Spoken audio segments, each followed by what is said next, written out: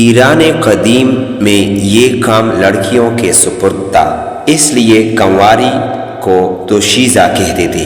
نوخیز اور دوشیزہ الفاظ کی تحقیق۔ نوخیز تازہ نمودار کو کہتے ہیں، تازہ اگا ہوا، شاداب، مجازن نیا بنا ہوا۔ 30ویں پارے کے سورۃ النبا وکوائب میں اس کی طرف اشارہ ہوا ہے۔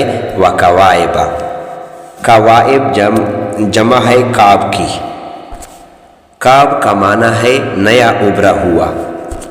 اس کی باقی تفسیر کی ویڈیو میں دیکھا جا سکتا ہے۔ دوشیزہ کا لغوی معنی ہے دودھ دونے والی۔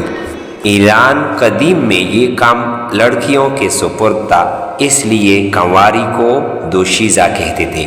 سنسکرت زبان میں دھوتری کا یہی معنی ہے۔ ہندو گائے کو مقدس سمجھتے تھے، یہاں تک کہ ان کی زبان پر اس حیوان کی تعظیم کا یہ اثر ہوا کہ اس لفظ گاؤ سے ہزاروں اصطلاحیں پیدا ہو گئی، اور گائے کا دودھ دونے کا کام خاندان کی کنواری لڑکیوں کے لیے مخصوص کر دیا گیا تھا، اور اسی مناسبت سے انہیں دھوتری یعنی دودھ دونے والی کہا کرتے تھے، اور یہی لفظ بتدریج دختر بن گیا، جو کہ فارسی زبان کے دوشیدن مصدر سے اسم فاعل ہے۔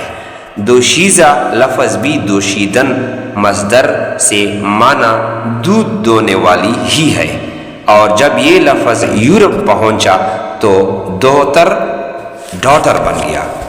مزید اس طرح کی دلچسپ اور معلوماتی ویڈیوز کے لیے ہمارا چینل فالو کریں، ہمیں فالو کریں۔